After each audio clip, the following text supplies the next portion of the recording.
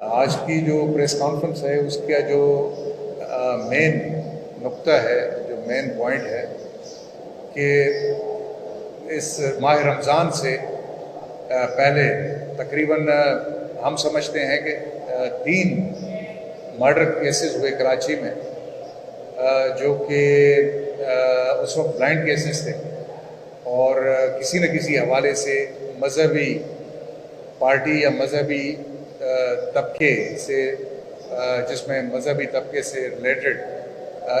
अहम लोगों को निशाना बनाया गया।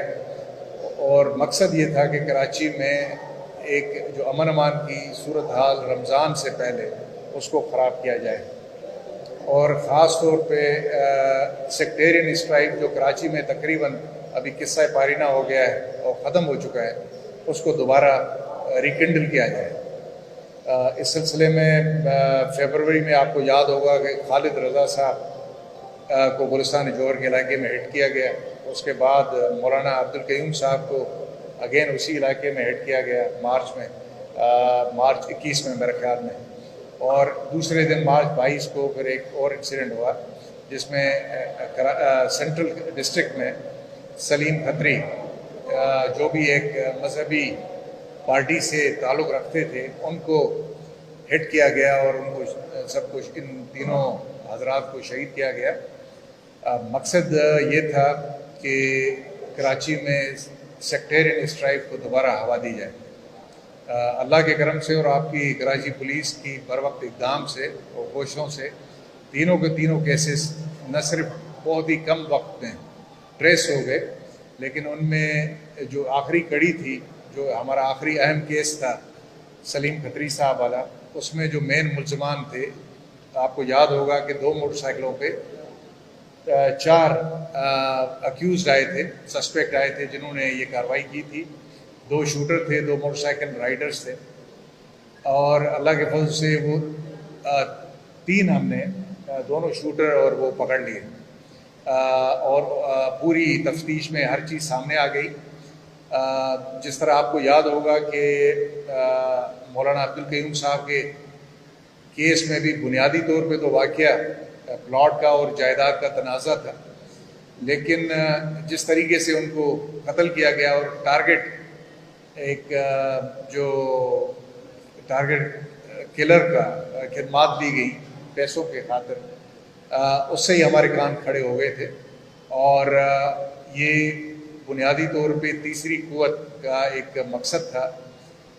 जिसमें कि जो सेक्टेरियन और मसल की जो तनाज़ा दोबारा खड़ा करके कराची में रमज़ान को आम शहरियों के लिए और पूरी कराची को एक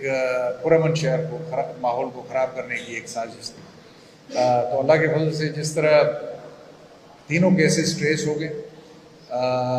और मैं इस हवाले से शुक्रगुज़ार हूँ मजहबी जमातों का, जिन्होंने हमारी बात, जो हम मुसलसल उनसे राब्ते में रहे, हमारे अफसरान, और उन्होंने जिस तरीके से इसमें बिल्कुल ताउन किया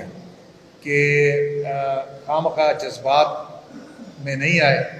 और इस तरह के बयानात और हर चीज़ों से गुरेज किया जिससे कि सेक्टेरियन स्ट्राइक हो सकती थी। तो मैं आपकी तवज्जुह से उनका शुक्रिया अदा भी करना चाहूँगा। अब ये जो होस्टाइल